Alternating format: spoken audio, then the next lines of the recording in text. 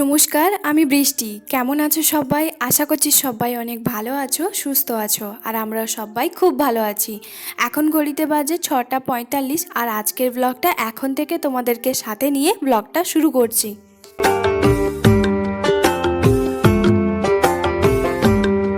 যেহেতু আজকে হাজব্যান্ডের ডিউটি আছে, তো ও তো সকালবেলা যাই হোক কিছু একটা খেয়ে যাবে, তো আজকে ভাবলাম একটুখানি রুটি আর সিম্পলভাবে আলুর তরকারিটা করব।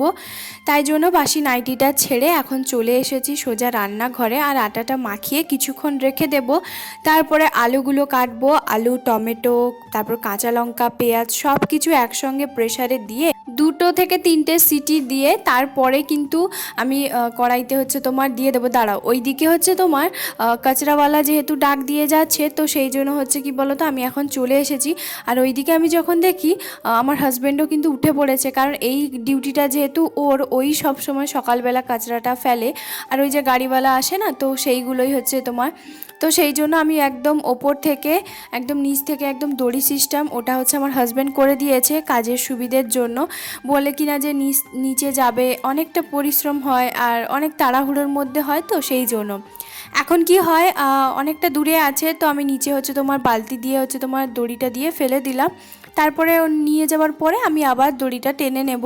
আর এদিকে চলে এসেছি ফটাফট রুটিগুলো করতে। একদিকে তরকারিটা হচ্ছে তোমার একটু গামাখা গামাখা করব, আর এদিকে জলদি রুটিটা করে নিচ্ছি।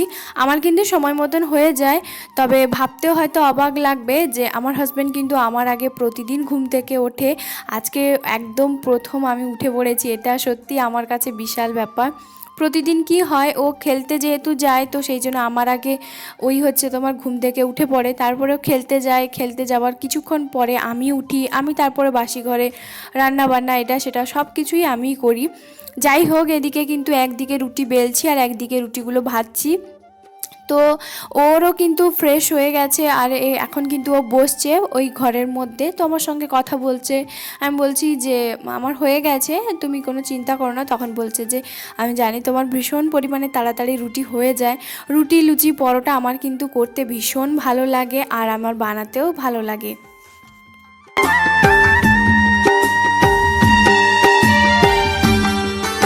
ও খেয়ে হচ্ছে অফিস চলে গেছে, আর এখন হচ্ছে আমি নিজের খাবারটা নিয়ে বসে পড়েছি। আর এই যে আলু, ধনেপাতা, তারপরে হচ্ছে তোমার পাঁচফোড়ন দিয়ে একটা তরকারি আর রুটি।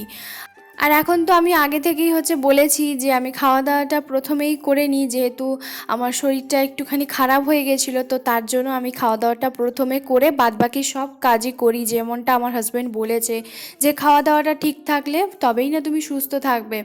তো তারপরে না হলে কাজগুলো করো। আরও আমাকে কিন্তু সব সময়ের জন্য বলে যে প্রতিদিন ঘর মোছার দরকার নেই, সপ্তাহে একবার বা 2-1বার মুছলেই হবে। তবে সেটা তো আর হয় না। আমি কি করি, প্রতিদিন ঘর ঝাড় দিয়ে ঘরটা মুছে নিই। আজকেও যেমন ঘরটা ঝাড় দিয়ে ভালো করে এখন পুরো রান্নাঘর থেকে, ঘর থেকে পুরো ভালো করে হচ্ছে এখন ঘরটা মুছে এখন 8:30 বাজে। আর এখন যদি এতটা পরিমাণে রোদ, তার মানে বুঝতেই পারছো যে দুপুরবেলা আরও কত রোদ হবে। তো মনে হচ্ছে আমার যেন সেই বৈশাখ মাসের হচ্ছে রোদ, তবে তেজটা ওই রকমই একটুখানি আছে। তবে বেশিক্ষণ আমি রোদে থাকবো না, এটা মুছে আমি ধুয়ে তারপরে চলে যাব আবার নিজের কাজে। আর এখন আমি চান করে এখন সোজা চলে এসেছি রান্নাটা বসাতে। আর এই যে আলু আর বিনসগুলো যেগুলো ছিল সেগুলো একটুখানি ডুমো ডুমো করে কেটে নিয়েছি। আর তারপরেই হচ্ছে এখন কড়াইতে তেল দিয়ে এখন ভালো করে ভাজবো। তারপরে হচ্ছে নুন হলুদ দিয়ে ঢাকা চাপা দিয়েই হচ্ছে রান্নাটা করব।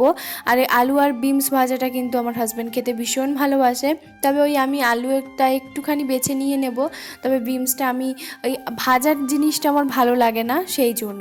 তো এদিকে হচ্ছে তোমার রান্নাটা বসিয়ে তারপরে কিন্তু চলে এসেছি সোজা খাওয়া দাওয়া করতে।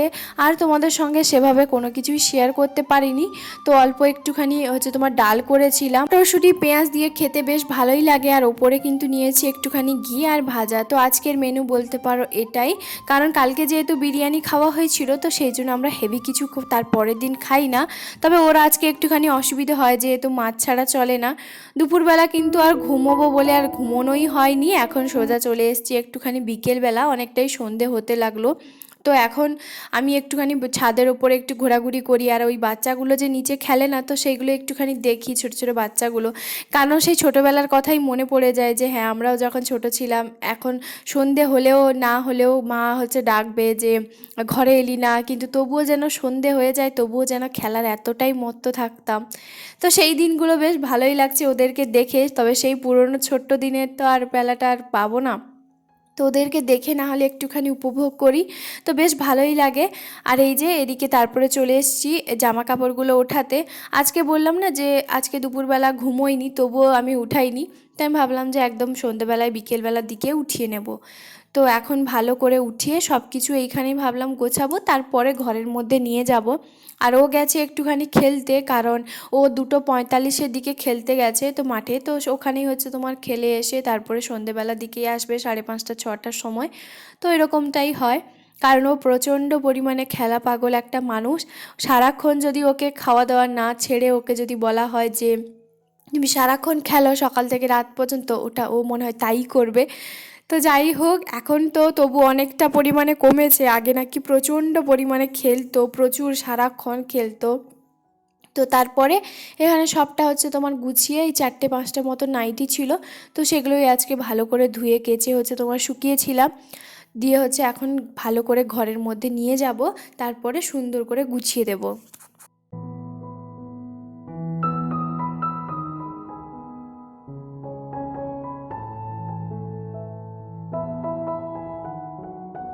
আমার এখানে যেহেতু কোনো কিছু আলমারি বা ওয়ার্ড্রব সেরকম কিছুই নেই, তাই আমার কিন্তু এইভাবেই তোমার ওই তাকগুলোতে প্রতিদিনের যে জামা কাপড়গুলো সেইগুলো এইখানে ভাঁজ করে সুন্দর করে রেখে দিই। আর তারপরেই কিন্তু আমি চলে এসেছি, ও এখন চলে এসেছে। আজকে দুপুরবেলা কি হয়েছে, ওকে আমি বলেছিলাম যে মটরশুঁটিগুলো কয়েকটা আছে, তো আজকে রাতে একটুখানি কচুরি করব বলে ভাবছি। তো ও তো কিছুই বলেনি, চলে গেছে।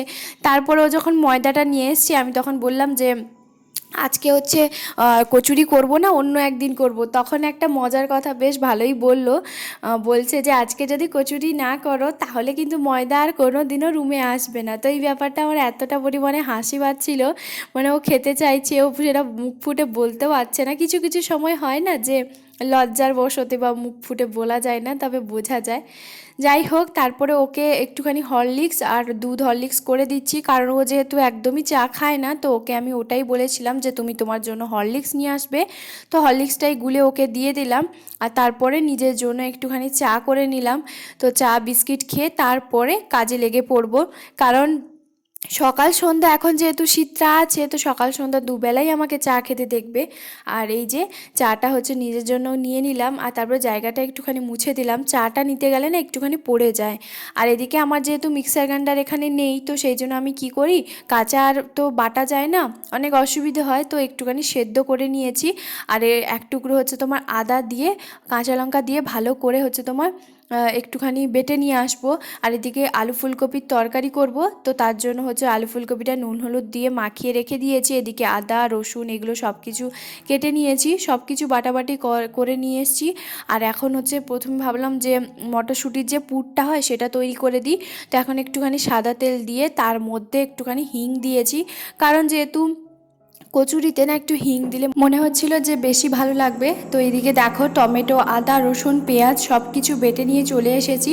তো এখানে অল্প একটুখানি করেছি, যেহেতু খুব একটা বেশি রিচ করব না সেই জন্য। আর এদিকে দেখো ভালো করে মশলাটা কষিয়ে নুন হলুদ লঙ্কার গুঁড়ো যা যা লাগে তো সেগুলো দিয়ে দিয়েছি। আর প্লিজ আজকে ভিডিওটা যখন আমি ভয়েস ওভার দিচ্ছিলাম, মানে পাশের বিল্ডিংয়ে এতটা পরিমাণে কাজ হচ্ছে, মানে আমি কি করব বুঝতেই পারছিলাম না। যাই হোক, সেই জন্য এদিকে দেখো সব কিছু কিন্তু হালকা একটুখানি ফুলকপি আলু ভেজে নিয়েছিলাম। তো আজকে একটু অন্যরকমভাবেই করলাম, যে প্রথমে একটু মশলাটা কষিয়ে তারপরে প্রেসারে দিয়ে ভালো করে সিটি লাগিয়ে নেব। তাতে কি হবে, আলুগুলো বেশ ভালোভাবে গলে যাবে। তো সেই জন্য এইদিকে দেখো প্রেসারে তোমার দিয়ে দেবো। তো কড়াইটা এখন ভালো করে ধুয়ে নেব, কারণ এরপর তো কচুরিগুলো ভাজবো। তো বিশ্বাস করবে না, এতটা পরিমাণে আওয়াজ হচ্ছে, মানে কি আর বলবো, এতটা বিরক্ত লাগছে। তো কালকে রাতে আমি ভয়েসটা দিতে পারিনি, তার কারণ একটুখানি টায়ার্ড হয়ে পড়েছিলাম, তো সেই জন্য ঘুমিয়ে পড়েছি। তো যাই হোক, এদিকে দেখো মশলাটা ভালো করে তোমার পুরোটা দিয়ে দিয়েছি।